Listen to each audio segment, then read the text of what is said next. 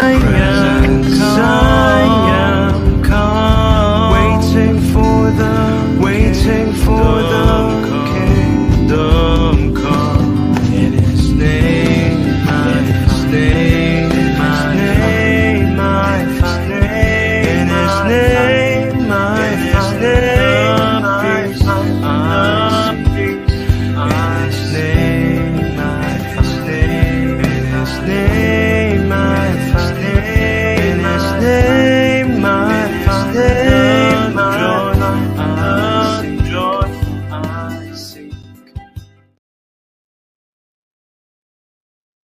Shalom, selamat malam Bapak Ibu yang terkasih di dalam Kristus.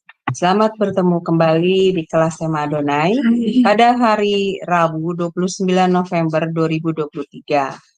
Yang malam ini temanya adalah Jemaat Sardis Hidup dan Mati. Dan yang menjadi narasumbernya seperti biasa adalah Ibu Pendeta DR Suryani Watimena MTH. Baik, sebelum kita masuk dalam kelas pembelajaran, maka kita akan terlebih dahulu berdoa. Dan saya minta kesediaan dari Ibu Heni untuk memimpin doa pembukaan. Dipersilakan Ibu Heni. Ini kedengaran suara saya? Ya, kedengaran Bu. Baik, Silakan. kita mari berdoa ya. Bapa Surgawi, kami datang menghampiri tatamu yang kudus. Kami saat ini berkumpul di Jum Sema Adonai. Kami mau belajar firman Tuhan melalui hamba-Mu Pendeta Suryani yang telah Engkau kirim di tengah-tengah kami ya Bapa. Kami percaya Engkau selalu memberkati Ibu Pendeta Suryani agar menjadi berkat bagi banyak orang. Bapa, melalui hamba-Mu ini Tuhan, kami mau belajar firman Tuhan, dan mampukan kami supaya kami bisa mencerna dan lembutkan hati kami ya Bapa, agar kami mudah dibentuk ya Bapa. Bapa, singkapkan semua yang terselubung, kami mau tahu banyak hal-hal firman Tuhan, pengetahuan ilahi, agar kami diperkaya, agar kami semakin kuat, semakin tertanam di dalam Engkau. Berkati Sister Aling yang menjadi host kami pada malam hari ini Tuhan. Berkati dia supaya dia bisa memimpin acara ini dari awal, pertengahan, sampai akhir. Demikian juga Bapa, hamba berdoa untuk para operator kami di belakang layar. Juga Engkau memberkati biar seluruh perangkat kami boleh dapat pertolongan dari Tuhan melalui Allah Roh Kudus, memampukan kami melakukan pelayanan ini dengan tiada satu kekurangan apapun. Bapa, kami kembalikan ucapan syukur dan kami mau belajar firman Tuhan saat ini. Kami siap di dalam nama Yesus kami berdoa. Haleluya. Amin. Baik Ibu Heni, terima kasih untuk doa pembukaannya. Baik Bapak Ibu sekalian, sebelum kita masuk pada kelas pembelajaran kita, maka kita akan melihat terlebih dahulu profil dari narasumber kami, yaitu Ibu Suryani Pantau.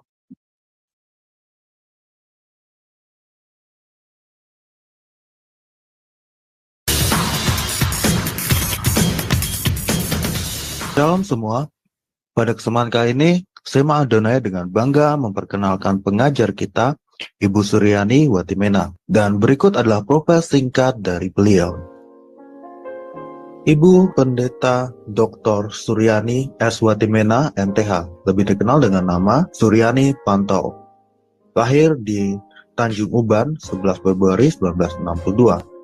Beliau mengenyam pendidikan di SD Negeri 1, Tarempario, SMP Gideon, Jakarta Utara, SMA Negeri 13, Jakarta Utara, Sarjana Teologi, School for Advanced Studies, SAS, Word of Life, Philippines, Major Missiology, Torpedo Bible School, Manila, Philippines, Major Missiology, Torpedo South Bible, Reverend Crest, Chalet, ST Park, Colorado, USA, STT Inalta, Magister Theology, STT IKAT, Pasca Sarjana, Doctoral Ministry, Konversi Proses to DDH. Pengalaman pelayanan. Pengurus Bendahara Pamukri, Persekutuan Pemuda Indonesia, Youth for Christ, mengajar sekolah minggu, pelayanan dari COCM dan Berita Hidup. mengajar Bible Study muda-mudi Indonesia. Makati, Filipina, mengajar Bible Study khusus ibu-ibu diploma Kedutaan Indonesia Makati, Filipina. Penyiar radio Kristen, FEBC, Far East Broadcasting Company International. Pelayanan di Handicap Hospital, Colorado. Pelayanan penginjilan keliling bersama tim Ambassador Internasional sebagai penerjemah dan pengkhotbah. Ditasbih menjadi pendeta oleh Sinode Gereja Kristen Sahabat Indonesia, GKSI. Sekarang jadi GSI, Gereja Sahabat di Indonesia. Mengajar di STT Inalta Jakarta, mengajar di STT Dulos Cilangkap Jakarta, bendahara Yayasan STT Inalta, Gembala Sidang GSI Jemaat Shalom, Ketua Khusus Musik STT Jakarta Yamuger, pengurus BPH Sinode GSI, bendahara umum selama 2 tahun, misionari di Kalbar bersama suami, buka training center sahabat, mengajar di beberapa STT, BMW, Aras Tamar, Eklesia, Katulistiwa, pelayanan penginjilan radio, Landak Bermazmur, penginjilan keliling pedalaman Kalbar, buka jaringan doa wanita Kabupaten Landak, Plasrek, JDW, Kalbar, balik pindah ke Jakarta, mentor JDW Pulau Kalimantan sampai sekarang, Sekretaris Umum Sinode GSI, Badan Pertimbangan Gembala Sidang GSI, Ukemene, Fasilitator Trainer My Home, anggota Badan Pertimbangan Sinode GS, Gembala Sidang GSI Shalom, Wakil Gembala Gereja RCCG City of David, Jakarta, YouTuber anggota ASPI dengan nama channel Suryani Pantau. Dari Zoom Sema Adonai terus menyuarakan pengajaran firman Tuhan yang membangun iman. Para narasumber pengajar di Zoom Sema Adonai sangat kompeten dan profesional. Kami mengundang Anda bergabung bersama kami di Zoom Sema Adonai. Ya, baik. Bapak Ibu sekalian, itu adalah sekilas tentang profil dari Ibu Pendeta Suryani Pantau. Baik, saya akan menyapa terlebih dahulu narasumber kita. Selamat malam Ibu Suryani Pantau. Halo, shalom, selamat Shalom. malam. Ya, shalom. Iya, bagaimana kabarnya Ibu? Ya, Semoga ini sehat ya. Kamera tidak bisa terbuka ya, Bu? habis divaksin apa tuh yellow fever, Iya. ini agak demam sedikit aja. Wah, semoga bisa mengajarnya ya Bu dengan lancar. Ya baik, saya persilakan waktu dan tempat pada Ibu. Dipersilakan Ibu. Ya, halo, shalom teman-teman di mana saja Anda berada, baik yang ada di Indonesia maupun yang ada di luar negeri. Ya, puji nama Tuhan. Hari ini kita berjumpa lagi dengan kelas ya pelajaran kita. Kita masih belajar dari kitab Wahyu ya, dari 7 jemaat Tuhan. Nah, kita akan belajar bersama-sama. Kita pada saat ini yaitu dari Wahyu pasal yang ketiga ayat 1 sampai ayat yang ke-6 ya. Wahyu pasal 3 ayat 1 sampai 6 dengan tema hidup tapi mati. Jadi bukan hidup dan mati, tetapi hidup tapi mati ya. Ya, mari kita lihat Wahyu ya. Bisa minta tolong Ibu Ali bacakan Wahyu 3 ayat 1 sampai 6. Ya, baik Ibu. Wahyu Ya. 3 ayat 1 sampai dengan 6. Demikianlah firman Tuhan. Dan tuliskanlah kepada malaikat jemaat di Sardis. Inilah firman Dia yang memiliki ketujuh roh Allah dan ketujuh bintang itu. Aku tahu segala pekerjaanmu. Engkau dikatakan hidup, padahal engkau mati. Bangunlah dan kuatkanlah apa yang masih tinggal, yang sudah hampir mati. Sebab tidak satu pun dari pekerjaanmu aku dapati sempurna di hadapan Allahku. Karena itu ingatlah, bagaimana engkau telah menerima dan mendengarnya. Tutilah itu dan bertobatlah. Karena jikalau engkau tidak berjaga-jaga, aku akan datang seperti pencuri, dan engkau tidak tahu pada waktu manakah aku tiba-tiba datang kepadamu. Tetapi di Sardis ada beberapa orang yang tidak mencemarkan pakaiannya. Mereka akan berjalan dengan aku dalam pakaian putih, karena mereka adalah layak untuk itu. Barang siapa menang, ia akan dikenakan pakaian putih yang demikian. Aku tidak akan menghapus namanya dari kitab kehidupan, melainkan aku akan mengaku namanya di hadapan Bapakku dan di hadapan para malaikatnya. Siapa bertelinga, hendaklah ia mendengarkan apa yang dikatakan Roh kepada jemaat-jemaat. Amin. Ya, kasih Bu Aling. Jadi kita melihat di sini saudara, jemaat yang kita baca, yang kita bahas pada hari ini itu adalah jemaat di Sardis. Ya. Jadi jemaat di Sardis ini sekali lagi adalah salah satu dari 7 jemaat yang ada di Asia Kecil, yaitu di provinsi Romawi ya saudara, kerajaan Romawi. Nah, mari kita lihat sekilas mengenai kota daripada Sardis ini. Di situ tadi dikatakan bahwa tuliskanlah kepada malaikat jemaat di Sardis. Jadi sekali lagi para malaikat ini, yaitu para gembala-gembala, pelayan-pelayan Tuhan, jadi diminta untuk menuliskan jemaat yang ada, pelayan-pelayan atau hamba Tuhan, atau gembala yang ada di Sardis. Inilah firman yang memiliki ketujuh roh Allah dan ketujuh bintang itu. Jadi bukan berarti ada 7 roh Allah ya, tetapi roh ini juga dia yang memiliki ketujuh roh ya. Ketujuh roh itu berarti roh daripada jemaat yang ada di Asia Kecil itu milik daripada Tuhan. Nah, roh inilah yang menghidupkan jemaat yang sebenarnya. Kita lihat di dalam, kalau kita baca di dalam Wahyu 8 ayat yang kedua, roh itu memberi hidup dan memerdekakan kamu dari hukum dosa dan hukum maut. Jadi roh Allah ada di setiap anak-anak Tuhan. Dan kita melihat juga firman Tuhan jelas mengatakan, tidak tahukah kamu bahwa kamu itu adalah bait Allah di mana roh Allah tinggal di dalam kamu. Jadi jelas gereja betul-betul menjadi gereja yang hidup kalau roh Allah tinggal di dalamnya. Nah, kita melihat juga di sini bahwa yang mempunyai ketujuh bintang itu, dan aku tahu segala pekerjaanmu, engkau dikatakan hidup padahal mati. Nah, saudara, ternyata kita melihat di sini jemaat di Sardis ini, saudara, kelihatannya hidup, kelihatannya wow, kelihatannya megah. Karena kota daripada Sardis ini adalah salah satu kota yang betul-betul kota yang kaya raya ya. Jadi di manakah Sardis ini ya, seperti kita ketahui itu adalah di negara Turki yang modern sekarang ini ya, yang sekarang bernama Salt. Nah, Rasul Yohanes diperintahkan Tuhan untuk menuliskan surat ini dan pesan ini kepada jemaat yang ada di Sardis. Nah, kota Sardis ini adalah kota kerajaan Lydia yang terletak, kota ini kira-kira 50 km di sebelah selatan kota Tiatira.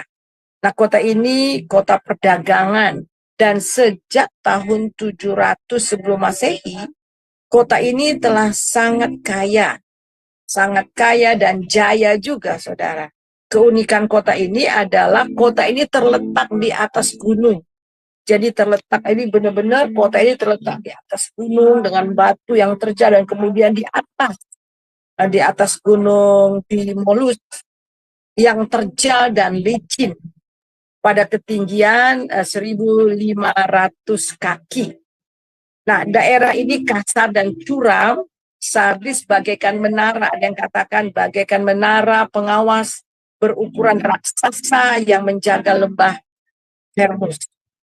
Nah, karena letak geografisnya yang dikelilingi oleh gunung yang tinggi, sehingga kota Sardis ini sangat sulit sekali untuk diserang oleh musuh. Kota ini juga menjadikan tempat pertemuan para raja, kemudian pejabat, militer, dan perdagangan. Jadi lihat, memang kota ini benar-benar kota yang maju pada saat ini dan juga kota yang sangat kuat.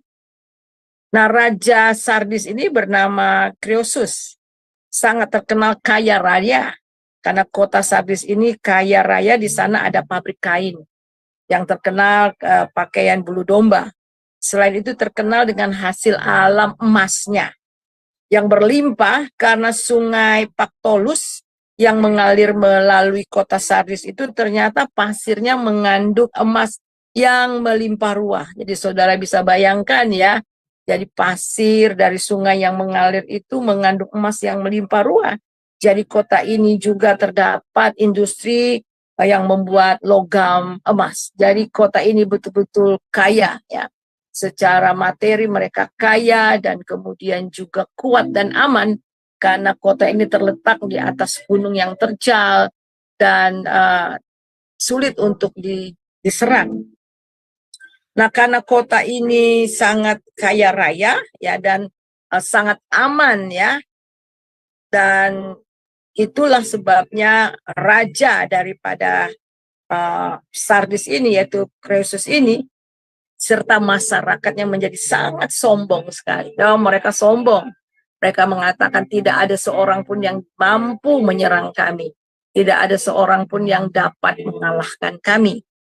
Jadi sesuai dengan firman Tuhan, saudara, Alkitab di dalam Amsal, ya Amsal 16 ayat 18. Amsal 16 ayat 18 saya bacakan, kecongkakan mendahului kehancuran dan tinggi hati mendahului kejatuhan.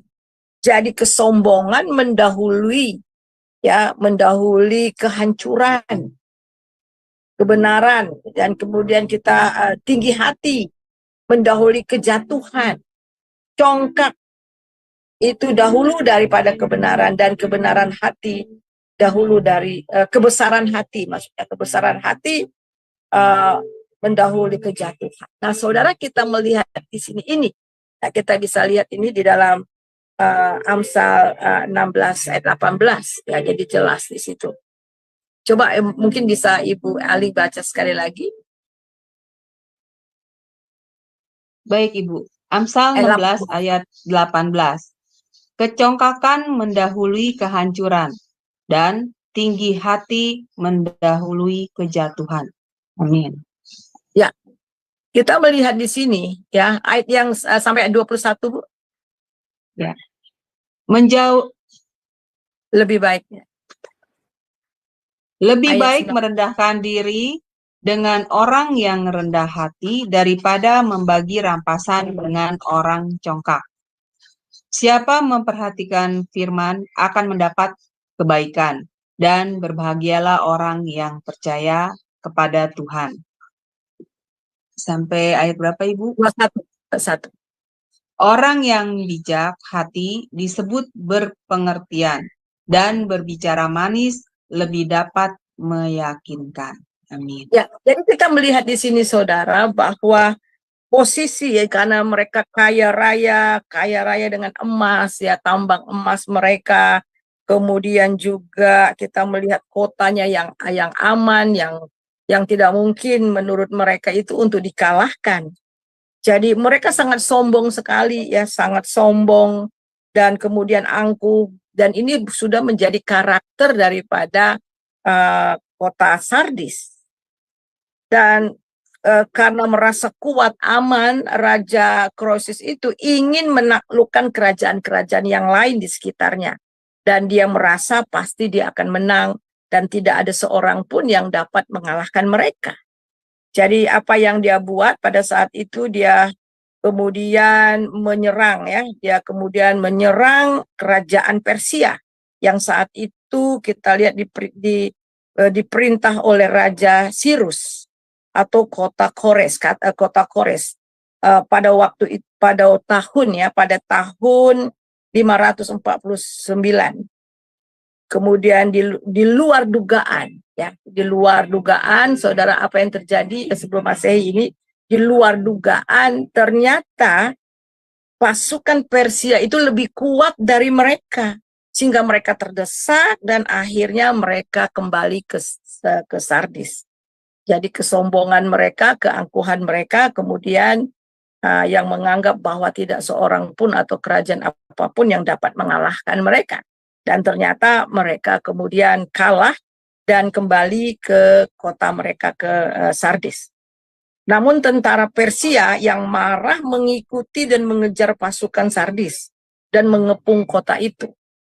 Nah, karena kota Sardis ini di atas gunung, ya, di atas tebing yang tinggi, terjal, dan sulit untuk didaki, maka pasukan Persia tidak dapat berbuat apa-apa. Jadi kita lihat Raja Sardis ini tahu akan hal itu. Tetapi karena percaya diri yang amat sangat, ya, mungkin berpikir tidak mungkin mereka dapat mendaki ke atas dan kemudian mengalahkan mereka.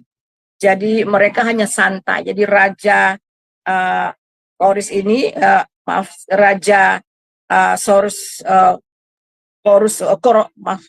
Raja Sardis itu maksud saya, ya.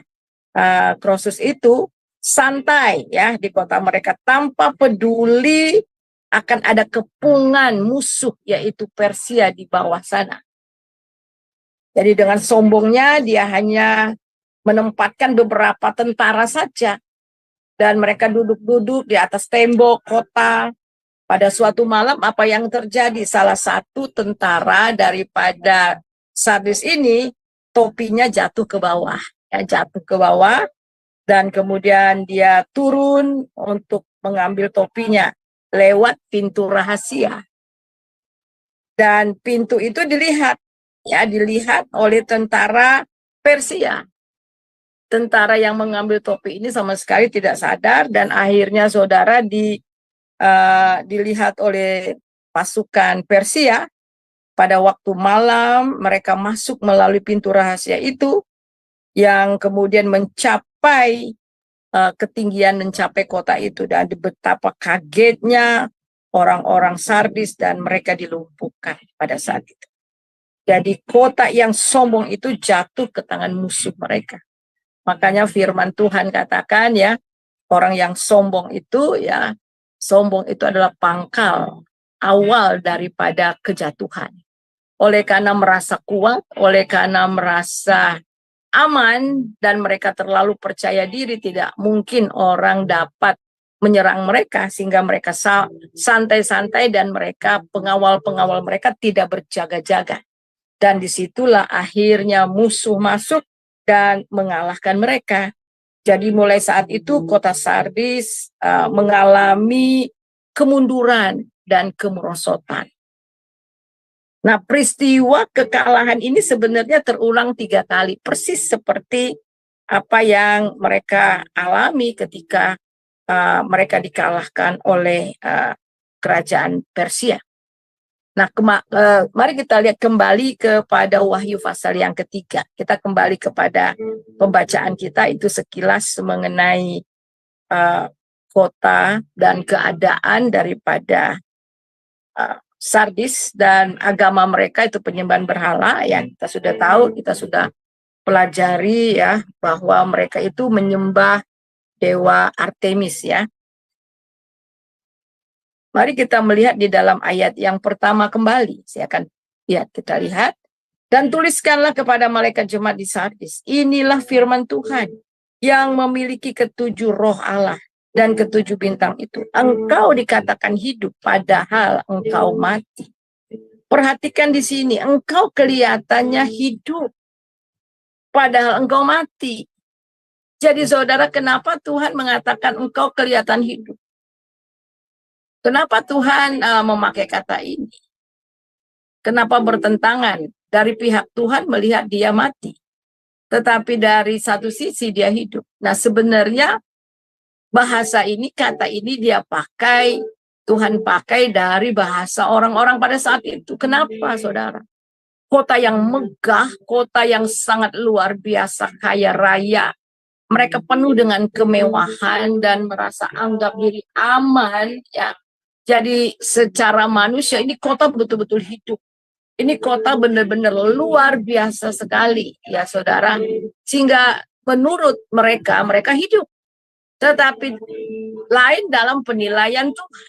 Tuhan katakan di sini engkau dikatakan. Nah, engkau dikatakan. Jadi orang-orang katakan bahwa kota ini luar biasa. Wow. Megah. Mungkin gedungnya juga luar biasa megah. luar biasa lux ya saudara. Tetapi pandangan Tuhan, walaupun dikatakan bahwa Sardis ini adalah kota yang hidup, jemaat yang hidup, ternyata mereka adalah jemaat yang mati, saudara. Dan kita lihat di sini apa maksudnya, saudara. Seringkali saya katakan bahwa gereja itu, kekristenan itu bukanlah agamawi. Kekristenan itu relationship dengan Tuhan. Seperti yang saya katakan tadi bahwa tidak tahukah kamu bahwa kamu itu bait Allah, di mana Roh Allah tinggal di dalamnya. Itu artinya yang membuat kita hidup, yang membuat kita bergerak, membuat kita betul-betul berkenan kepada Allah, oleh karena ada Roh Allah tinggal di situ.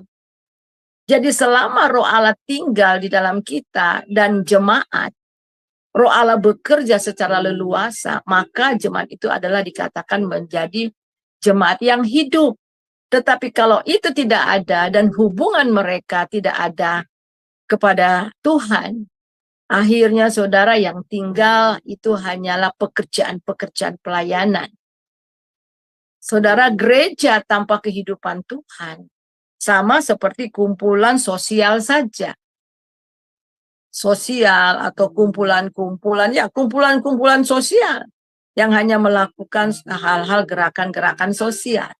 Jadi kita lihat jelas di sini Tuhan katakan, engkau dikatakan hidup tapi engkau mati. Kemudian ayat yang kedua di sini dikatakan, ya. Kita lihat ayat yang kedua di situ dikatakan karena itu, ayat yang kedua silakan Bu. Ya. Bangunlah dan kuatkanlah apa yang masih tinggal yang sudah hampir mati. Sebab tidak satu pun dari pekerjaanmu aku dapati sempurna di hadapan Allahku. Amin. Wow. Ini Tuhan bilang, ya bangunlah dan kuatkanlah apa yang masih tinggal, yang sudah hampir mati. Jadi kelepek-kelepek istilahnya ya. Sudah sudah seperti ikan yang kalau diangkat dari air itu sudah nafasnya udah nguap-nguap, nafasnya sudah satu-satu.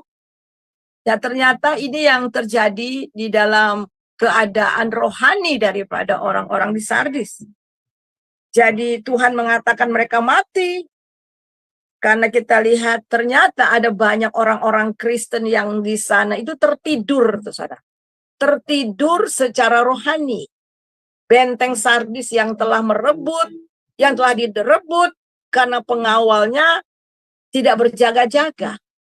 Jadi kita lihat rupanya kondisi di kota sama dengan kondisi keadaan jemaat di sana.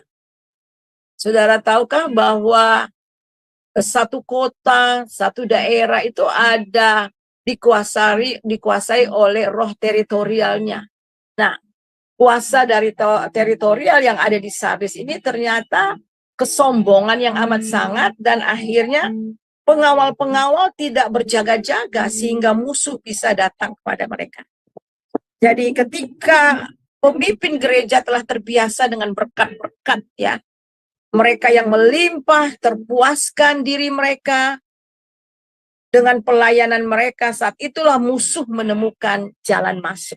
Ketika mereka sedang terlena dengan harta benda, terlena dengan zona nyaman, dan mereka tidak lagi berjaga-jaga, dan disitulah musuh masuk ke dalam kehidupan kita.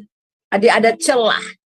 Jadi mereka tidak berjaga-jaga lagi. Kita ingat ketika Daud, kapan dia jatuh? Ketika dia santai. Orang-orang sedang berperang, dia berdiri di sotoh istananya, dia melihat, wow, ini luar biasa. Kerajaanku sudah kuat sekali dan berjalan-jalan dan tidak berjaga-jaga. Ketika dia sedang tidak berjaga-jaga, dia melihat Betseba yang sedang mandi dan akhirnya dia jatuh ke dalam perzinahan. Jadi saudara hati-hati dengan zona nyaman. Ya, zona nyaman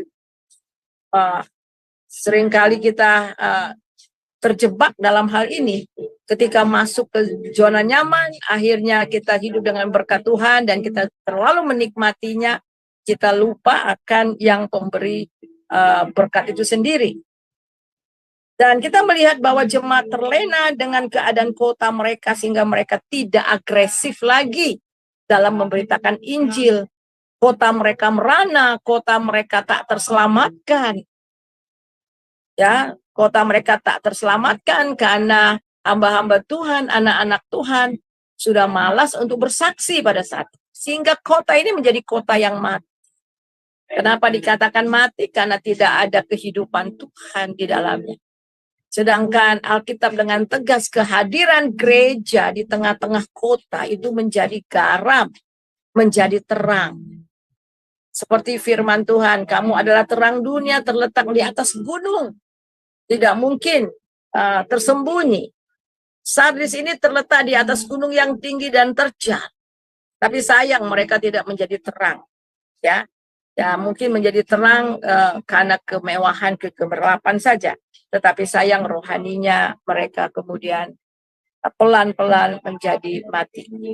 Ataupun boleh dikatakan mati suri ya. Jadi kita lihat Tuhan Yesus katakan, engkau dikatakan hidup padahal engkau mati, artinya tidak ada lagi kehidupan Tuhan di sana. Mereka melaksanakan ibadah hanyalah seremonial saja, supaya dianggap oleh orang bahwa mereka adalah punya agama. Ini mengerikan sekali. Ya. Inilah keadaan yang ada di kota Sardis.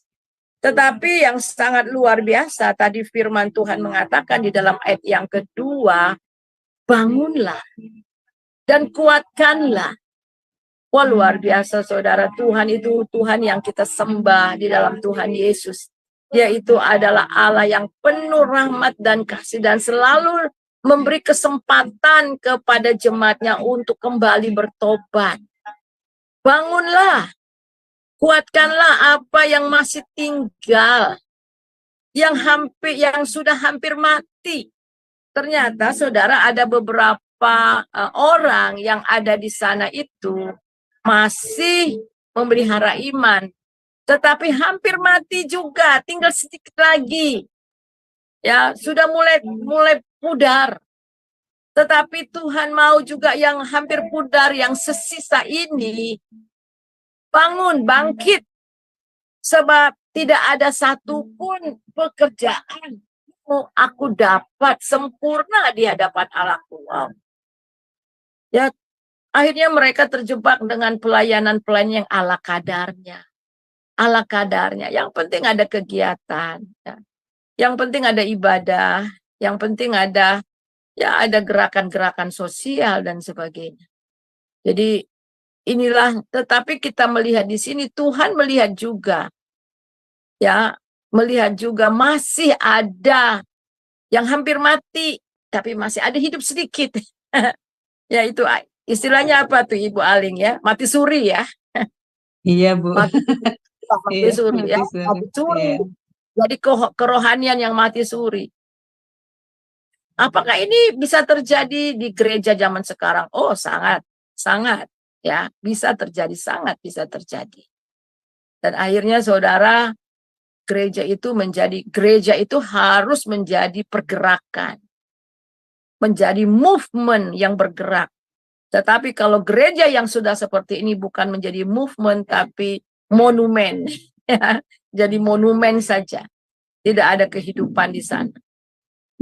Nah, kemudian kita baca ayat yang ketiga. Silakan Ibu Ali. Ya, baik Bu. Demikianlah firman Tuhan. Karena itu ingatlah bagaimana engkau telah menerima dan mendengarnya. Turutilah itu dan bertobatlah. Karena jikalau engkau tidak berjaga-jaga, aku akan datang seperti pencuri. Dan engkau tidak tahu pada waktu manakah aku tiba-tiba datang kepadamu. Amin. Iya.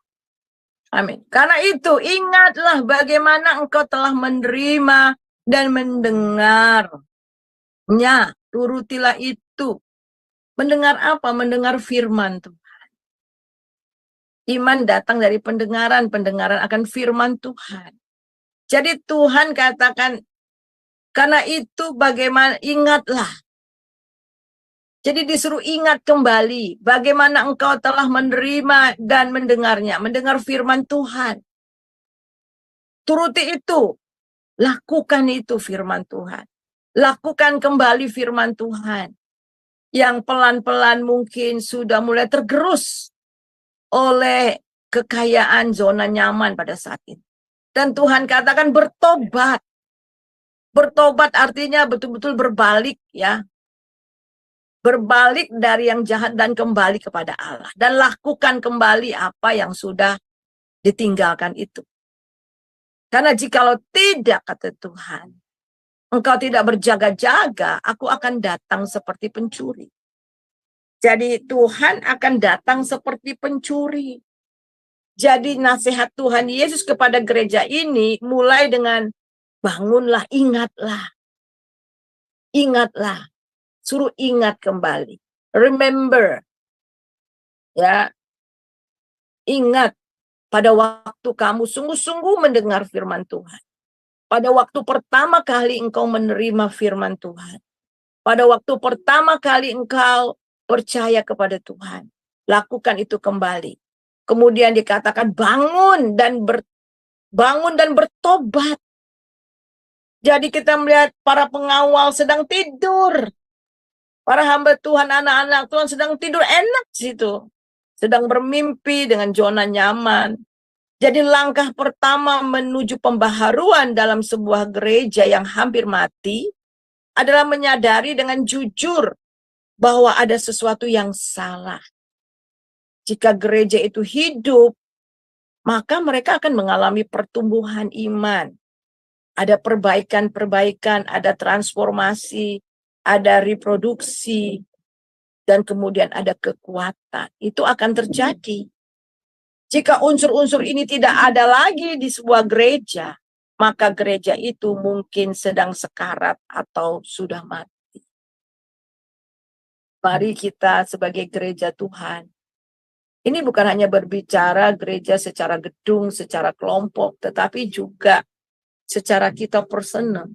Karena gereja itu adalah saudara dan saya. Kalau kehidupan kita sudah tidak ada lagi pergerakan dan kita sudah mulai malas, ya sudah asal-asalan, itu menandakan kita sedang sekarat, saudara. Ataupun sudah mati suri. Ingat, kata Tuhan. Ingat, kata Tuhan. Tuhan mengingatkan jemaat juga di Efesus. Ya. Tuhan katakan, ingat. Kalau kamu tidak bertobat, maka aku akan datang mengambil kaki dianmu jika engkau tidak bertobat. Dan begitu juga di Pergamus, Tuhan juga memerintahkan mereka untuk bertobat. Kita melihat di dalam Wahyu 2 ayat 5 bagaimana Tuhan juga menasihati Efesus. Sebab itu ingatlah betapa dalam engkau telah jatuh, bertobatlah dan lakukanlah lagi apa yang dari semula engkau lakukan. Jika tidak demikian, aku akan datang kepadamu dan aku akan mengambil kaki dianmu. Di tempatnya, jikalau engkau tidak bertobat. Jadi gereja-gereja diminta untuk bertobat yang mengalami masalah. Ia mengingatkan gereja Pergamus bahwa ia akan datang dan berperang dengan pedang roh. Dan dia menasihati di Sardis, berjaga-jagalah. Kalau kamu tidak berjaga-jaga, dia akan datang seperti pencuri. Sama seperti kota Sardis. Kenapa Tuhan memakai ini, saudara, kepada orang Sardis? Karena pengalaman mereka di bangsa mereka. Bagaimana mereka dikepung oleh orang-orang Persia, kerajaan Persia. Tapi mereka menganggap enteng, mereka nggak berjaga-jaga. Karena sombong dan menganggap bahwa tidak mungkin mereka terkalahkan. Namun kita melihat hanya kesalahan kecil saja, tanpa mereka sangka, ada prajurit yang topinya jatuh dan akhirnya turun, dan itu diintip oleh kerajaan Persia, dan tahu jalan masuk, jalan pintu rahasia, dan akhirnya saudara, mereka dikalahkan. Sebab itu firman Tuhan katakan, Mereka itu seperti diserang ketika malam hari diserang oleh kerajaan Persia, mereka semuanya dilumpuhkan dan ditaklukkan. Ketika kita tidak berjaga-jaga, ketika kita terlena dengan kehidupan ini, Tuhan Yesus datang. Ini mengingatkan perumpamaan Tuhan Yesus mengenai 5 darah bijaksana dan 5 darah atau gadis yang bodoh. Karena yang bodoh ini tidak berjaga-jaga. Ketika mempelai datang, mereka akhirnya ditinggal. Jadi ini pesan daripada Tuhan. Kita melihat apa yang membedakan orang yang berdedikasi, yang tidak mencemarkan pakaian mereka. Coba kita kembali lihat di dalam, ayat yang kelima, Bu. Kelima. Barang Keempat. siapa ya, Keempat keempat, belum ya? baik. Keempat belum. Ya. Ya, belum. Tetapi di Sardis ada beberapa orang yang tidak mencemarkan pakaiannya. Mereka akan berjalan dengan aku dalam pakaian putih, karena mereka adalah layak untuk itu. Amin. Iya. Jadi ada beberapa orang yang tidak mencemarkan pakaian mereka. Pakaian ini berbicara mengenai kehidupan, saudara. Mereka tidak mencemarkan kehidupan rohani mereka dengan kegemerlapan, kesenangan daging yang ada di Sardis. Mereka tidak mencemarkan pakaian mereka. Nah, apa janji Tuhan? Mereka akan berjalan. Yang pertama, mereka akan berjalan dengan aku, kata Tuhan. Dalam pakaian putih. Wah, luar biasa. Pakaian putih ini menandakan kekudusan dan kebenaran. Jadi Tuhan akan berjalan bersama-sama dengan mereka. Tuhan tidak akan membiarkan mereka sendiri di tengah-tengah masyarakat, di tengah-tengah lingkungan yang hidup penuh dengan kecemaran. Mereka tetap tidak mencemarkan pakaian mereka. Dan Tuhan berjanji bahwa Tuhan tidak meninggalkan mereka. Tuhan berjanji bahwa Tuhan akan bersama-sama berjalan dengan mereka dengan pakaian putih. Tuhan akan membimbing mereka dalam perjalanan. Mereka mengarungi kehidupan yang begitu berat tantangannya saat itu. Jadi Tuhan mau berjalan bersama-sama dengan mereka. Karena mereka adalah layak untuk itu. Wah, luar biasa. Mereka layak untuk mendapatkan itu. Nah, kemudian kita lihat ayat yang kelima. Ya, ayat yang kelima. Demikianlah firman Tuhan. Barang siapa menang, ia akan dikenakan pakaian putih yang demikian. Aku tidak akan menghapus namanya dari kitab kehidupan, melainkan aku akan mengaku namanya di hadapan Bapakku dan di hadapan para malaikatnya. Amin. Wow, luar biasa, saudara. Dan janji Tuhan kepada mereka yang tidak mencemarkan pakaian mereka, Tuhan akan berjalan bersama dengan mereka dan mereka akan menang. Ya, mereka akan menang, jelas. Kalau Tuhan berjalan dengan kita, kalau Tuhan ada selalu bersama dengan kita, kita pasti menang. Kita pasti menang. Dan kemudian yang ketiga itu adalah ia akan dikenakan pakaian putih yang demikian. Jadi orang-orang yang tidak mencemarkan pakaian mereka akan dikenakan jubah putih. Jubah kebenaran, jubah keadilan. Dan yang sangat luar biasa yang ketiga itu adalah aku tidak akan menghapus nama mereka di kitab kehidupan. Kenapa ada kata aku tidak akan menghapus? Berarti bisa dihapus ya kalau murtad, saudara. Kenapa sampai orang murtad ya, saudara? Karena pelan-pelan, dingin, dan akhirnya beku. Mati. Ini kondisi rohani yang sangat menakutkan. Sehingga mereka akhirnya terlena dan mereka tidak sadar, mereka sudah jauh sekali dari Tuhan. Dan Alkitab katakan mati secara rohani. Dan orang-orang yang menang ini, orang-orang yang tidak mencemarkan pakaian mereka, mereka akan berjalan dengan Tuhan, mereka akan menang. Dan juga Tuhan tidak akan menghapuskan nama mereka di kitab kehidupan. Ini sangat penting supaya kita mendapatkan nama dalam buku kehidupan itu. Satu, karena kita percaya sama Tuhan Yesus, kita telah mengalami kelahiran kembali, nama kita tercantum. Dan ini adalah satu kepastian. Dan yang luar biasa, Tuhan katakan, aku akan mengaku namanya. Nanti nama Ibu Aling akan diakui di hadapan Allah, di hadapan para malaikat. Amin. Namanya Ibu Heni nanti sama Tuhan akan diakui di hadapan Bapa dan para malaikat di sorga. Wow, luar biasa. Amin. Amin. Amin. Ini luar biasa, saudara. Kita akan diakui dan Alkitab mengatakan bahwa, Alkitab juga tegas mengatakan bahwa barang siapa yang malu mengaku namaku, aku juga akan malu mengaku dia di hadapan Bapa.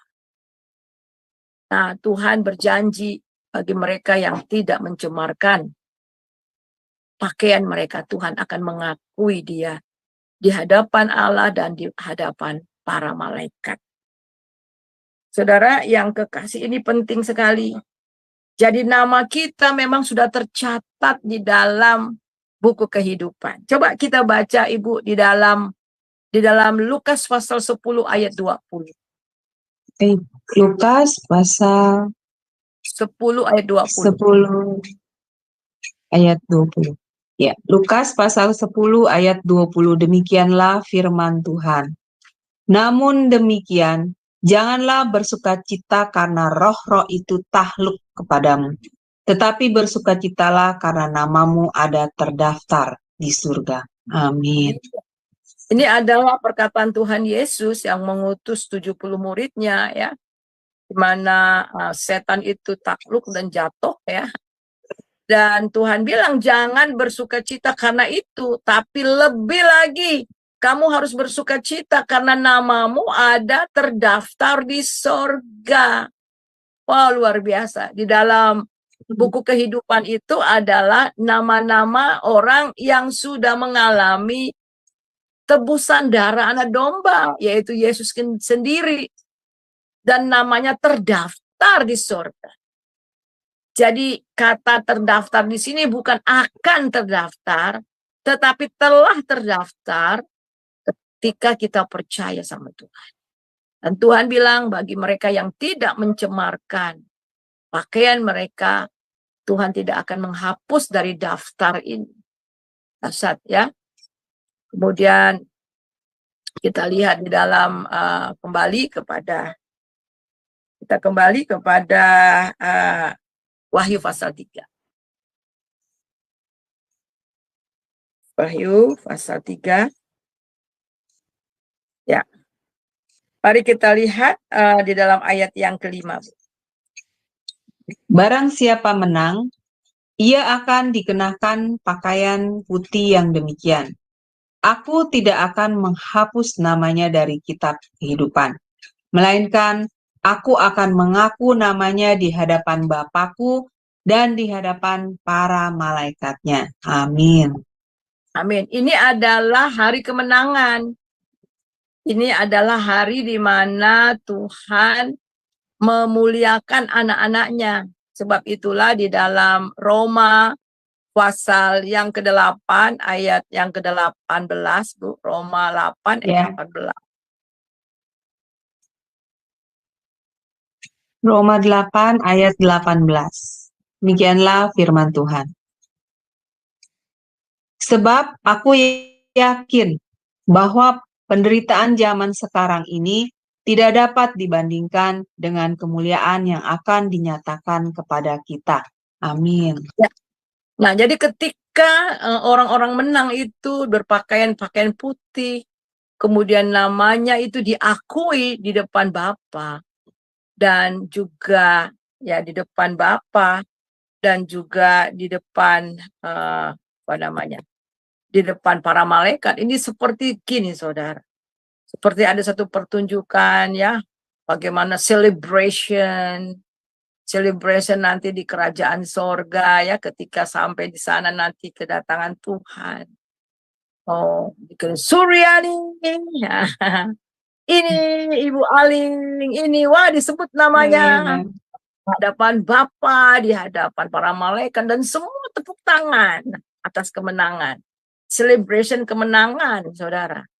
Dan Alkitab mengatakan pada saat itu, kemuliaan yang kita terima itu tidak sebanding dengan penderitaan apapun yang kita alami di dunia ini. Jadi kemuliaan yang akan kita dapat nanti itu tidak sebanding dengan apa yang kita derita selama di dunia ini. Dan kita langsung masuk ke dalam yang terakhir, itu adalah di dalam ayat yang ke-6. Wahyu 3 ayat yang ke-6.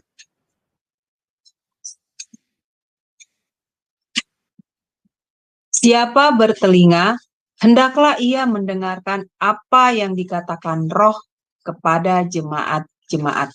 Amin. Iya, itu sekali lagi, setiap kali akhir dari perintah Tuhan kepada jemaat-jemaat, selalu katakan, siapa bertelinga, hendaklah mendengar apa yang dikatakan Roh kepada jemaat. Ini penting. Sebab itu telinga rohani kita itu harus betul-betul terbuka. Samuel katakan bahwa apakah Tuhan lebih berkenan kepada kambing domba korban-korban daripada mendengar firman Tuhan? Saudara, mendengar itu lebih daripada korban. Mendengar itu lebih dari apapun. Dan itu tidak tergantikan. Mendengar artinya taat, saudara. Taat. Ketika kita mendengar, kita taat. Dan akhirnya kita lihat, kita bisa mengalami kehidupan di dalam Tuhan dan menjadi berkat. Jadi yang menjadi peringatan di sini adalah agar kita tidak tenggelam dalam zona nyaman.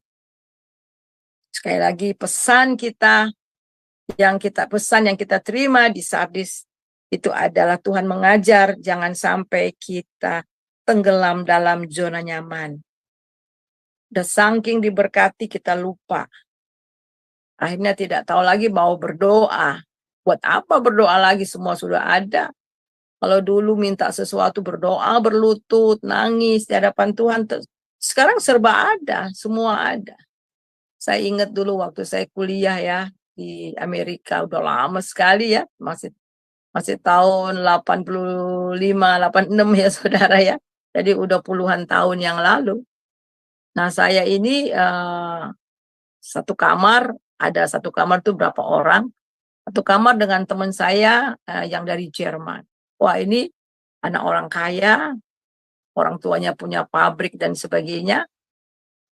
Mewah, makanannya mewah, yang di asrama kita dapat makanan, tetapi di kamar itu wah dia suka berbagi juga memang. Jadi satu ketika dia bilang gini sama saya. Ya nih, saya itu cemburu sama kamu. Saya bingung, cemburu. I jealous katanya. Jealous dengan kamu. Saya bilang, apa yang kamu cemburu dari saya? Saya bilang, saya nggak punya apa-apa. Untuk saya beli buku, saya harus berdoa. Saya bilang gitu. Untuk saya ini, saya harus berdoa. Untuk bayar uang tuition saya harus berdoa. Dia bilang, justru itu yang saya iri sama kamu. Loh, kenapa? Karena saya nggak pernah ngalami minta dikasih Tuhan. Semuanya ada. Semua serba ada. Jadi saya nggak perlu minta. Nah, saudara, ya jangan sampai kita lupa ya. Kita lupa bahwa pemberi itu adalah daripada Tuhan. Supaya kita tidak mendapatkan diri kita mati secara perlahan-lahan. Nah ini. Zona nyaman akan membuat kita mati secara rohani pelan-pelan, saudara. Enggak langsung, pelan-pelan. Dan ketika kita sadar, kita sudah jauh sekali Dan kadang untuk kembali itu susah ya. Sebab itu saudara, Tuhan bilang, ingat apa yang dulu kamu pernah terima. Kemudian juga saudara, jangan kita menjadi sombong. Ya, jangan kita menjadi sombong dan besar hati karena kita luar biasa.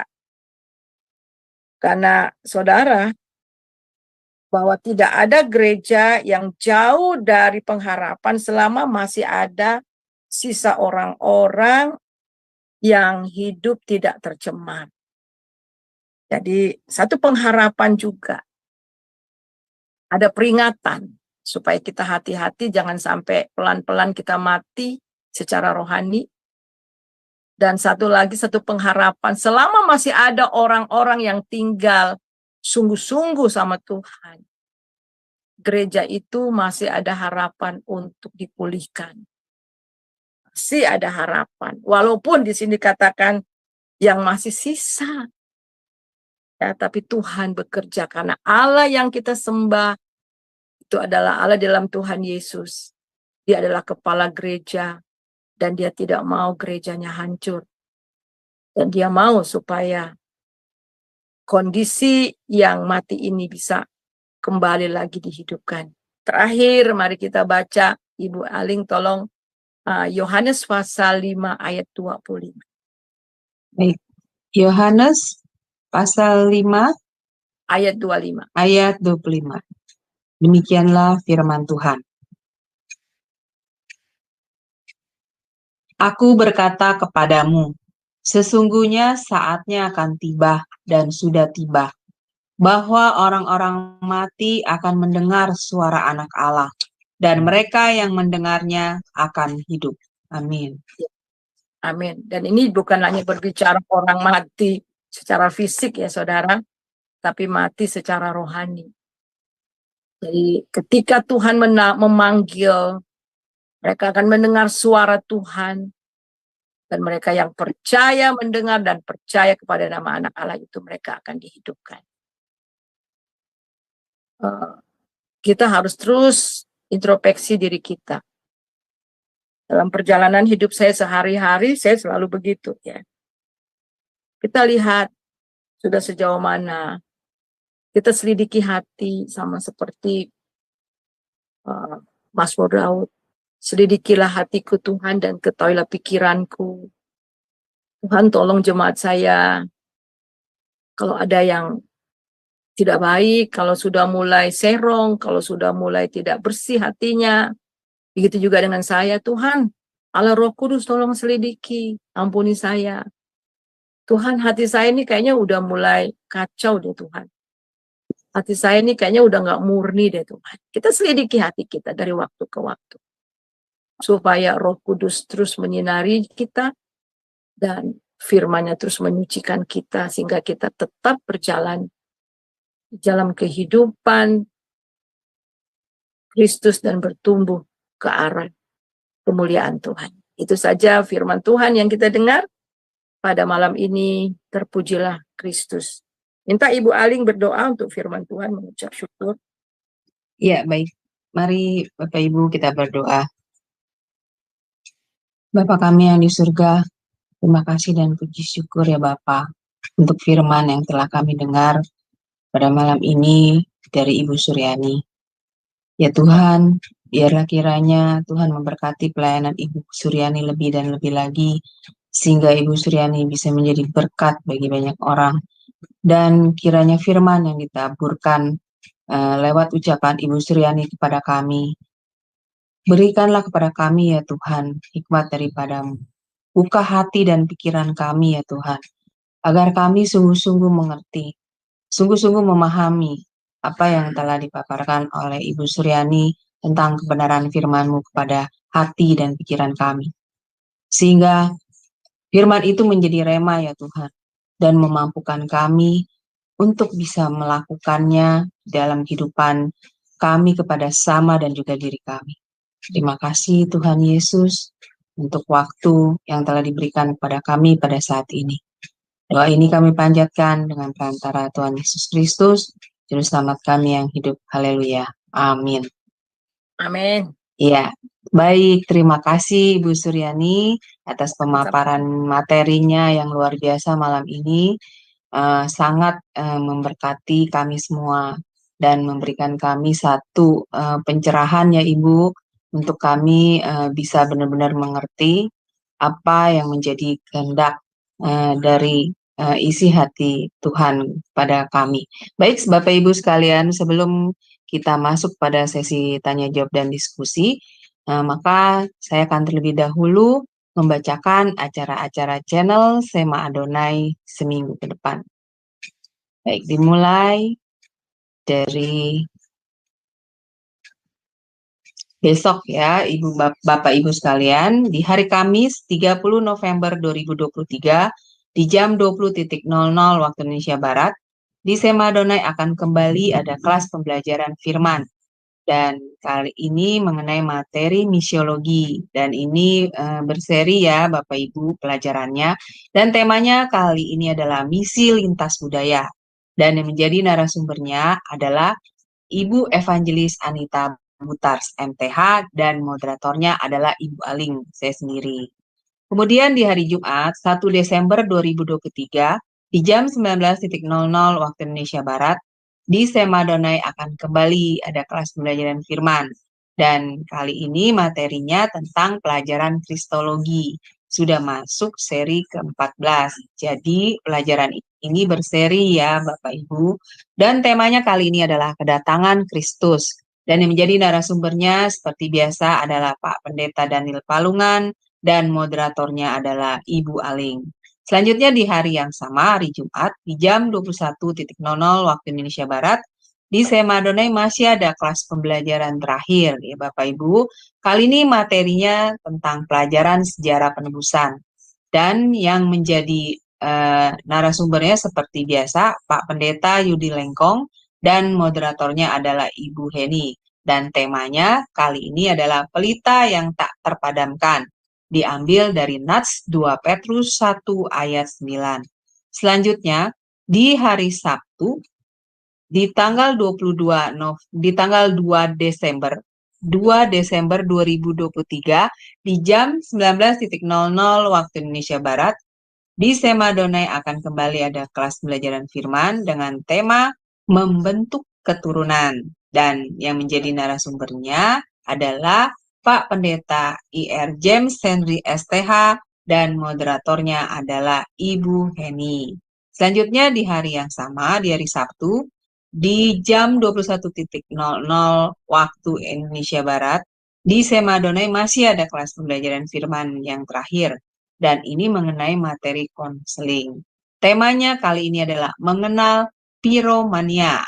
Baik Bapak Ibu, menarik ya ini untuk kita ketahui, bisa dilihat dari gambarnya itu ya Bapak Ibu, ini kelainan kepribadian apa ini. Jadi baik, ditunggu kehadirannya ya Bapak Ibu sekalian, dan yang menjadi narasumbernya seperti biasa adalah Pak Pendeta Dedi Kurniawan MTH, dan moderatornya adalah Ibu Aling. Selanjutnya ini adalah channel-channel yang relay ke YouTube. Di antaranya channel Sema Adonai, channel Omihen, channel Nebu Ali, channel KH Lirai TV, channel Pendalaman Alkitab, channel Gereja YouTube, channel Suryani Pantau yang adalah channel dari narasumber kami malam ini ya Bapak Ibu, kemudian channel Rin Jumat. Dan untuk renungan pagi itu diadakan setiap hari dari Senin sampai Sabtu di Sema Adonai Bapak Ibu sekalian, dimulai dari jam 5.30 pagi dan dilayani oleh hamba-hamba Tuhan yang memberkati. Jadi mari bergabung Bapak Ibu sekalian untuk mengikuti renungan pagi dari Sema Adonai. Baik, kepada Bapak Ibu yang terkasih di dalam Kristus, bagi yang belum mensubscribe dan men-share channel-channel kami, harap tolong mensubscribe dan men-share-nya, sehingga makin banyak orang yang juga bisa mengikuti keseluruhan dari acara-acara Sema Adonai dan channel-channel lainnya, dan membantu channel kami untuk lebih berkembang dan menjadi berkat lagi bagi banyak orang. Terima kasih Bapak Ibu sekalian atas perhatiannya, Tuhan berkati. Baik, sekarang kita akan masuk pada sesi tanya jawab dan diskusi ya Bapak Ibu. Ya, bagi yang ingin bertanya mengenai materi malam ini, silakan raise hand terlebih dahulu. Ya, baik Ibu Suryani, luar biasa ya untuk pemaparan materi malam ini yang mengajarkan bagaimana kehidupan jemaat Sardis ya, Ibu Suryani. Jadi di situ jelas bahwa ini jemaat Sardis ini hidup dalam kenyamanan berarti ya Ibu Suryani ya, dalam kemewahan mungkin ya Bu ya dari jemaat ini, sehingga Iya, membuat mereka itu merasa semuanya sudah bisa terpenuhi ya Bu dengan kekuatan sendiri, ibaratnya begitu ya Bu Suryani ya. Jadi mereka eh, tidak kekurangan hidupnya, apapun yang mereka inginkan bisa mereka dapatkan. Seperti itu ya Ibu dari jemaat Sardis ini, sehingga mereka menjadi sombong. Seperti itu ya Bu, sombong ya Bu, karena kemampuan mereka itu. Jadi mereka bisa mencukupi hidup mereka dengan kekuatan yang mereka miliki gitu, dengan kekayaan yang mereka miliki ya Ibu Suryani. Mengenai kehidupan orang yang seperti ini Bu, sebenarnya kalau saya berpikir seperti ini Bu Suryani, orang yang hidup di dalam kenyamanan dan kemewahan ibaratnya seperti itu, dan dia tidak pernah kekurangan, jadi dia merasa tidak membutuhkan Tuhan ya Bu. Mungkin lupa malah bisa ya Bu Suryani ya. Karena apa yang mereka perlukan sudah bisa mereka cukupi sendiri ya. Tetapi ada satu hal yang timbul dalam pemikiran saya Bu. Ini orang-orang seperti ini Bu Suryani yang sudah merasa semua bisa dipenuhi dengan kekuatan sendiri sehingga mereka tidak butuh Tuhan lalu jauh dari Tuhan. Aku berpikir gini Bu, ketika mereka menghadapi masalah, misalnya seperti mereka kehilangan hartanya gitu, mereka kehilangan depositonya, kekayaannya, ini gampang hancur Ibu, orang-orang iya, seperti ini Bu. Iya kan Bu, betul ya Bu? Karena iya, iya. karena mereka nggak punya iman Bu, gitu loh. Dan saya sendiri soalnya melihat ya Bu dari kehidupan teman saya gitu ya. Jadi dia ini hidup di dalam apa namanya berkelimpahan, ibaratnya dalam harta ya. Iya. Harusnya kan orang yang seperti ini ya kalau misalnya Ibu misalnya gitu dia mengalami taruhlah usahanya kebangkrutan. Sebenarnya dia nggak langsung jatuh miskin sampai nggak ada duit sama sekali, benar nggak Ibu? Ya Iya. kan?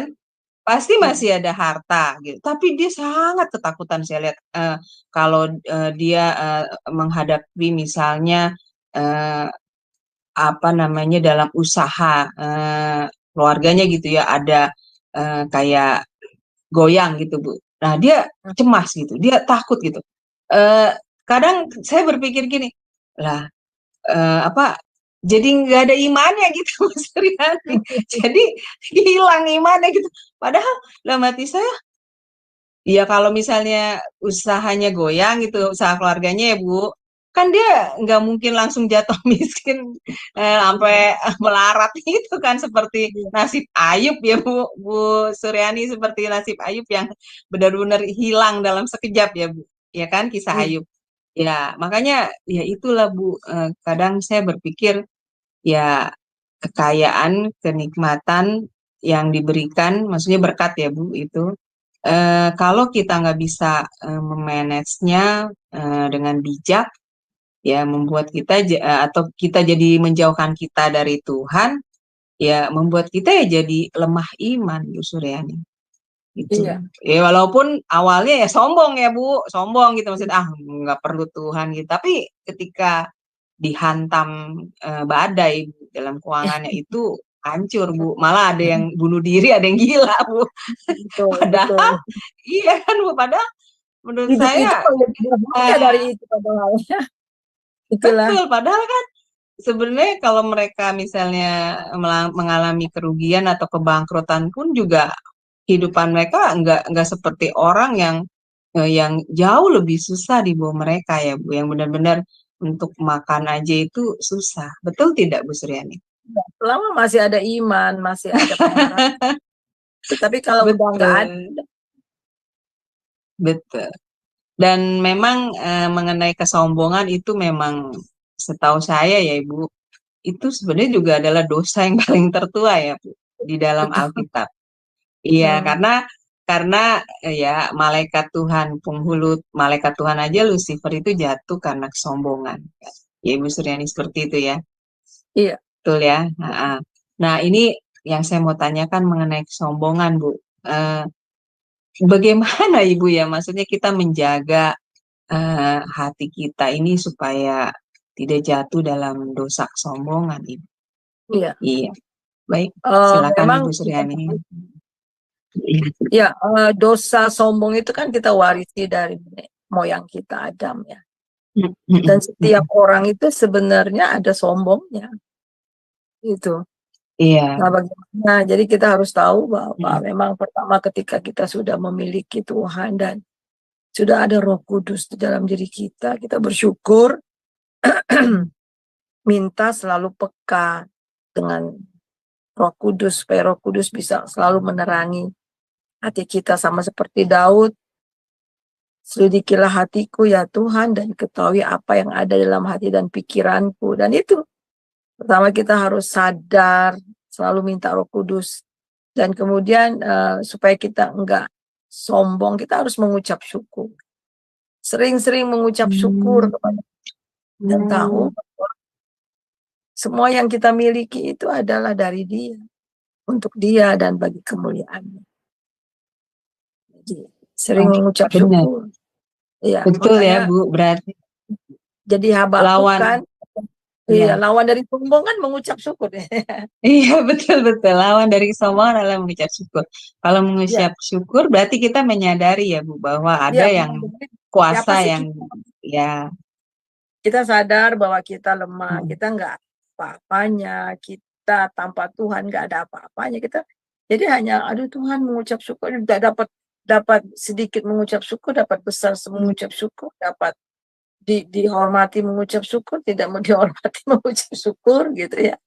Nah itu kan kata mengucap syukur itu penting, kunci untuk menjaga hati. Pantas ya Ibu Suryani, firman Tuhan selalu mengingatkan kita untuk selalu mengucap syukur ya Bu ya. Karena Ya, dalam pengucapan syukur itu itu juga melatih kita untuk belajar rendah hati ya Bu ya, rendah hati ya. iya betul. Iya, luar biasa. Nah, jadi kalau begitu Bu, sebenarnya berkat yang diterima oleh anak Tuhan itu seperti kekayaan, kelimpahan itu bagaimana Bu? Baik atau sebenarnya buruk Bu buat anak-anak Tuhan? Ya, tergantung Ya. tergantung orangnya Mm-mm. juga sih. Jadi sebab itu kita belajar bagaimana ada beberapa tokoh dalam Alkitab. Kadang-kadang orang yang langsung dapat itu tanpa ada proses. Nah, itu sebenarnya di situ. Apa beda Daud dengan Saul? Daud itu kenapa rendah hati sehingga ketika kerajaannya sampai kejayaan yang tinggi, dia bilang segala hormat, segala kemuliaan. Itu di mana ya ayatnya, saya lupa itu. 2 Tawarikh Ya, 2 Tawar. yang ya apa, segala kemuliaan, kejayaan, kehormatan dari Tuhan dan untuk Tuhan. Ketika kerajaannya benar-benar dalam mencapai puncak ya, dia tahu bahwa semua itu dari Tuhan, untuk Tuhan. Nah, kenapa dia bisa berkata demikian? Dia lewat proses. Padahal dia sudah dinobuatkan ya, dinobuatkan ya. Bukan, dinobatkan. Dinobat, ya, dinobat. Memang Ya. lagi agak demam-demam jadi agak sedikit Iya. error. Oh iya, benar-benar Ibu.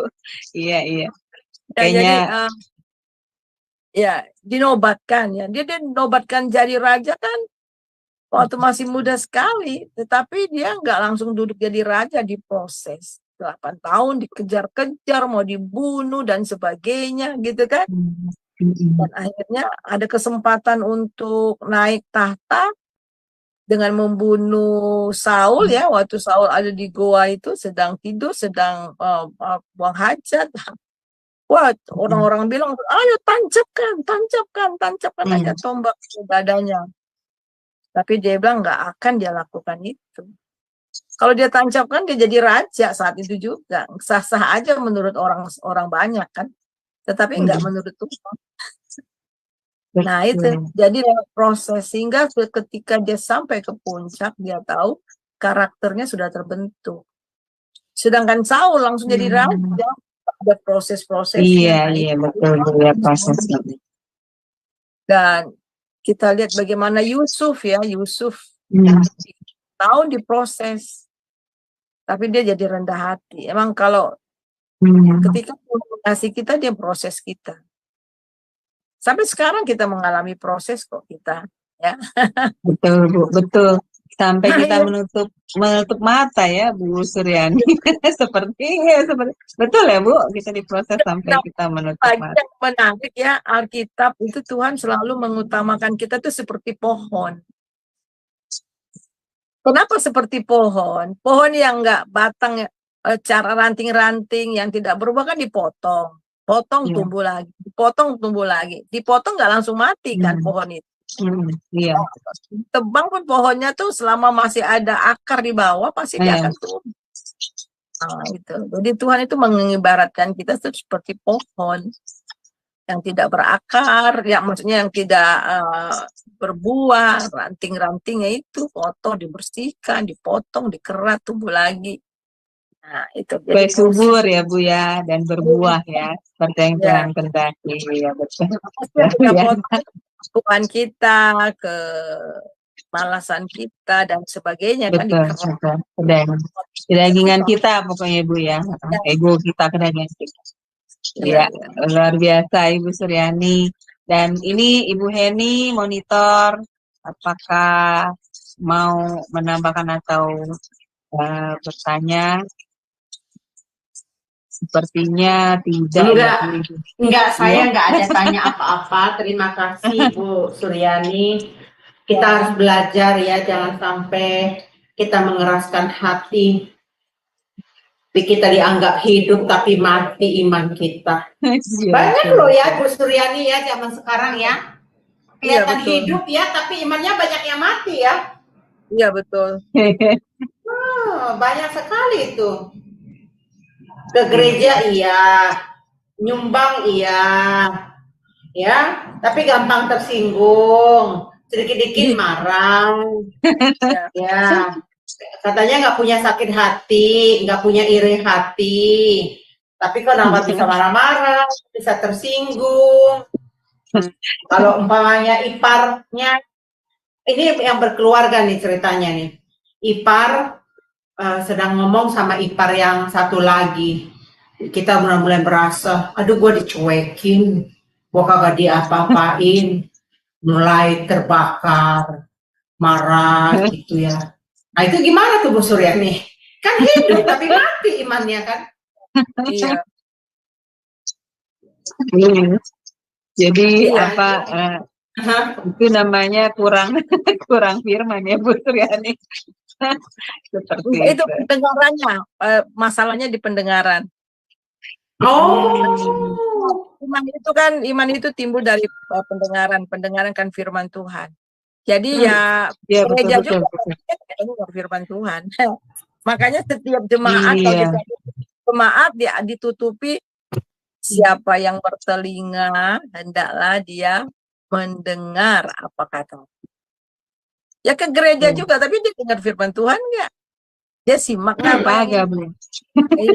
Iman itu timbul dari pendengaran. Iya. Kan firman Tuhan, benar-benar enggak kita datang itu benar-benar memperhatikan sungguh-sungguh firman Tuhan. Sehingga firman Tuhan itu membasuh kita. Ya, sehingga kita bertumbuh. Jadi telinga ini emang perlu ya, telinga berbicara. Sunat ya Bu Suryani telinga ya. Iya. Kalau menurut Alkitab sunatlah telingamu. Ya, seperti itu. Iya, karena sunat telinga itu kata ada di Ulangan kan di Perjanjian Lama. Karena telinga tuh, karena orang yang bebal kan telinganya nggak mau dengar. Betul. Itu. Jadi Gawat ya. itu Bu Heni, jawabannya sudah Gawat. dijawab sama Bu Suryani bahwa kalau orang yang rajin ibadah ke gereja, tetapi sikap dan perbuatannya tidak menunjukkan buah-buah yang sesuai dengan kehendak Tuhan, ya itu arti kupingnya harus disunat, ya Bu Suryani. Iya, betul. Jadi perintah Tuhan yang katakan matikanlah segala kedagingan itu, jadi firman itu disampingkan ya, nggak berlaku buat dia ya. Iya, betul. Iya Bu, karena Firman tidak itu mendengar ya Bu Suryani, tidak mendengar dengan sungguh. dari mendengar semua coba. Kita percaya Yesus kan dari mendengar. Kita diubah karena mendengar. Pertama itu. Jadi penting banget. Makanya gereja harus buka telinga. Sunat hati, sunat telinga. Betul. Iya, sunat telinga benar Bu. Karena ya memang kalau mau jujur memang benar Bu, banyak yang orang ke gereja itu ya kalau saya lihat ya sampai di gereja giliran pendeta berkhotbah ya dia asik main handphone atau dia asik berbicara dengan sebelahnya gitu dengan iya jadi tidak terfokus, jadi yang diikutinya hanya ibadah keagamaannya aja Bu Suryani. Misalnya ya seperti itu, tapi coba deh kalau pulang lalu kita tanya tadi pendeta khotbah apa, pasti nggak tahu Bu. Iya, karena tidak mendengar dengan sungguh-sungguh, maka tidak ditanya, tidak menangkap. Ya, jadi Bu Heni ya tidak heran Bu, makanya iman orang tidak bertumbuh ya karena dia tidak mendengar tiap pemberitaan firman disampaikan. Kasian ya, sia-sia ya. Iya. Tapi kalau aku lihat ya Bu Suryani ya, kan memang kita ini di zaman kasih anugerah. Nah orang-orang saya melihat mereka terbuai dengan kasih anugerah itu. Mereka nggak tahu bahwa kematian Tuhan di kayu salib itu bukan main-main. Dia bayar harga yang cukup mahal. Saya rasa tidak ada satu orang pun di dunia yang sanggup membayar harga seperti Tuhan Yesus lakukan bagi kita. Tapi kok bisa mau jadi jemaat Tuhan itu suam-suam kuku. Mereka bergabung di dalam satu komunitas cuman untuk killing dia punya kesepian Bu. Banyak kan Bu? Iya. Daripada gua bete di rumah, daripada gua nggak ngapa-ngapain, udahlah gua masuk aja di Zoom sama Adonai, mendengarkan daripada gua ngantuk, daripada ini. Tapi terlihat orang yang belajar sungguh-sungguh itu berbeda. Ada pertumbuhan. Saya ini kan kemarin ini Bu, bulan summer, Amerika itu kan hanya bulan summer Bu bisa nanam. Jadi waktu saya nanam bibit itu, kan ada pertumbuhan dari benih, tumbuh pucuknya sedikit, ya saya senang banget, ya tumbuh gitu.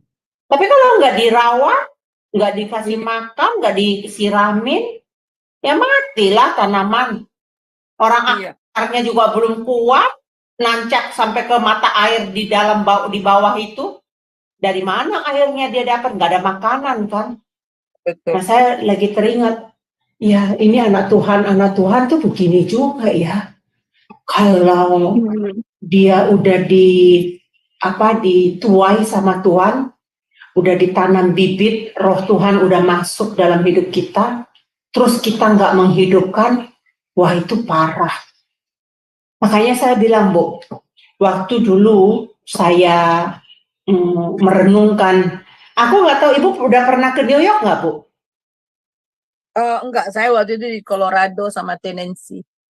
Oke. Di New York itu ada Central Park, ada di Middletown, jadi di tengah-tengah kota. Middletown itu aku pergi, kebetulan tempat kerja saya dulu itu dekat, tinggal jalan 1 blok potong jalan masuk ke taman yang besar itu.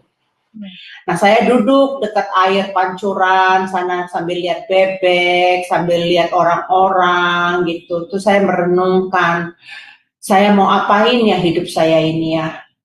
Saya bertanya, Tuhan berkata, dari hatimu timbul kehidupan. Jadi berarti masalah hati. Nah, ini nanti saya akan bawa pengajaran ini di hari Minggu, Bu. Kebetulan jatah saya untuk berbagi pelajaran. Nah, saya bilang, Tuhan sudah menyelesaikan bagian dia. Dia sudah mengampuni dosa kita. Itu bagiannya Tuhan. Iya. Kita nggak bisa membersihkan dosa kita. Nggak ada satu orang pun manusia yang bisa membersihkan dosanya. Yang membersihkan itu Tuhan. Tapi yang menjaga hati itu tugasnya siapa? Tuhan itu bukan satpam. Bukan pengurus kita, bukan pembantu kita, bukan. Kita yang harus mengurus hati kita. Nah, ini belum lama ini, Bu, saya dapat pemahaman baru. Dulu, saya itu suka bilang begini, Bu. Saya mau ngikutin suara hati saya. Ternyata suara hati itu bisa salah. Tergantung. Kamu lagi moodnya sama apa? Ilmu apa yang kamu dapat? Pengetahuan itu kan bisa salah kamu dapat. Nah, itu jadi mati iman saya kalau saya nggak mengerti akan hal itu. Dan kemudian saya baru mengerti, ternyata hati ini jangan dengar begitu aja.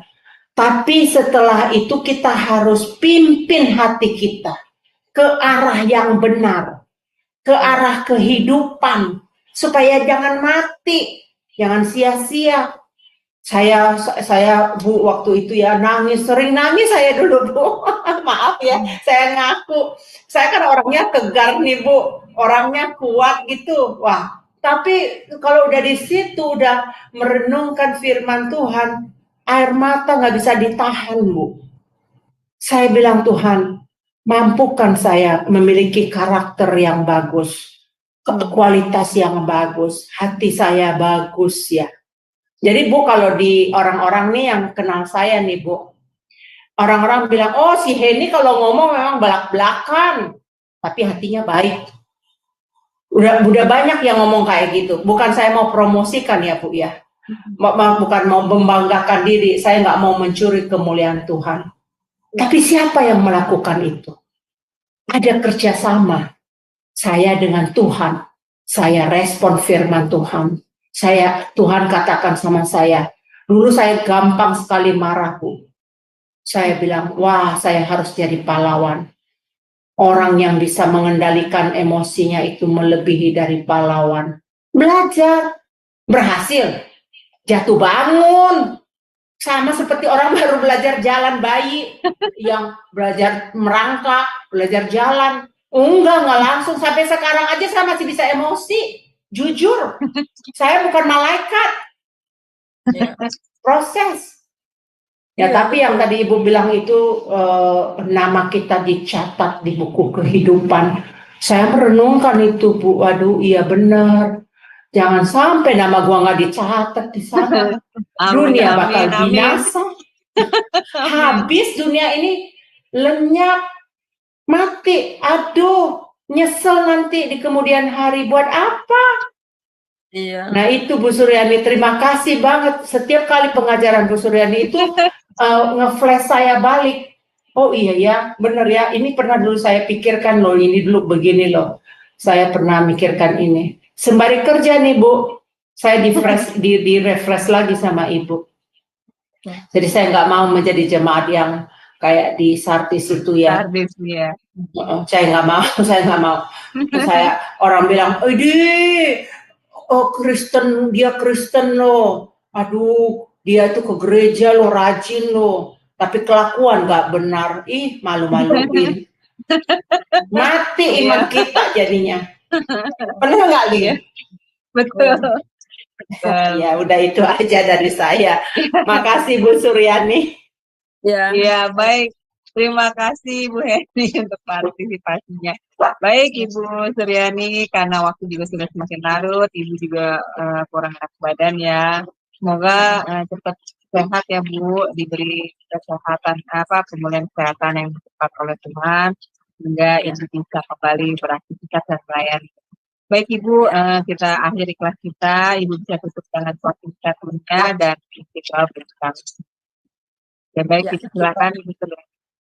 Ya, jadi jelas ya saudara bahwa jangan sampai kita kelihatan hidup tapi mati. Ya, jadi penilaian Tuhan berbeda dengan penilaian manusia. Jadi manusia melihat apa yang di luar, yang nampak, tetapi Tuhan melihat hati, melihat kehidupan kedalaman. Ya, jadi kita harus jaga hati kita terus. Jadi jangan sampai kenyamanan, zona nyaman, keenakan, dan akhirnya bisa pelan-pelan membawa kita mati suri. Jadi kalau ada di antara kita yang masih ada sedikit sadar sih, masih ada sedikit, Tuhan bilang ingat kembali. Sungkur di kaki Tuhan mengakui keadaan kita dan sehingga Tuhan memulihkan kita kembali. Nah, mari kita satu dalam doa. Terima kasih Tuhan untuk firman-Mu pada malam ini. Kami belajar dari jemaat di Sardis ya Tuhan. Bagaimana iman mereka tergerus oleh karena zona nyaman. Kami bersyukur kalau ada berkat-berkat Tuhan, tapi tolong kami supaya jangan sampai oleh berkat-Mu Tuhan kami terlena, sehingga kami akhirnya jauh daripada Tuhan. Terima kasih, biarlah kami menjaga hati kami dan tetap membina hubungan yang terus-menerus dengan Tuhan. Terima kasih buat Sema Adonai. Terima kasih untuk semua yang melayani Tuhan di dalam. Saudara, mari kita angkat hati kita terima berkat daripada Tuhan. Damai sejahtera, sukacita yang melimpah-limpah dari Bapa dalam Tuhan Yesus Kristus, serta persekutuan yang manis dalam Roh Kudus senantiasa menyertai saudara, mulai hari ini sampai Maranatha. Diberkatilah engkau, diberkatilah orang yang keluar masuk rumahmu, diberkatilah anak cucumu, diberkatilah usaha pekerjaanmu, pelayananmu, sehingga engkau diberkati dan menjadi berkat. Kita terima itu hanya dalam nama Bapa, Anak, dan Roh Kudus. Haleluya. Amin. Amin. Baik Ibu Suryani, terima kasih Bu untuk pelayanan yang luar biasa bagi kami. Semoga Ibu pelayanannya diberkati Tuhan lebih dan lebih lagi menjadi berkat bagi banyak orang. Amin. Baik Bapak Ibu sekalian, terima kasih sudah stay bersama kami sampai selarut ini. Kelas ini akan tetap ada di minggu depan di hari yang sama, yaitu di hari Rabu pukul 21:10 waktu Indonesia Barat dengan tema yang menarik lagi. Bu Aling, Terima kasih. saya lupa memberitahukan Terima kasih. kepada Anda, Ibu Suryani akan berangkat ke Nigeria. Dia melayani di sana selama 2 minggu. Jadi untuk kelas Bu Suryani Rabu depan kita liburkan. Dan untuk berikutnya juga kita liburkan. Jadi mohon maaf, doakan perjalanan Ibu Suryani ke Nigeria. Dia melayani di sana dengan tim dari gerejanya, ya. Jadi saya mohon maaf ini Aling, saya lupa memberitahukan kepada Anda.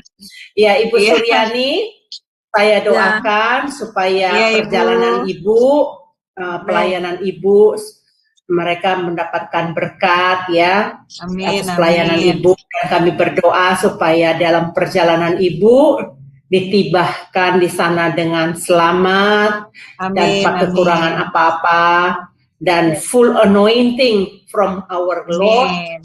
Anointing Ibu Suryani dipakai secara heran, secara ajaib untuk memberkati saudara-saudara kita yang ada di Nigeria sana. Baik ya, oke. Kami dari Sema Adonai mengundurkan diri. Ya, Tuhan berkati. Tuhan Yesus Shalom. memberkati. Shalom. Halo.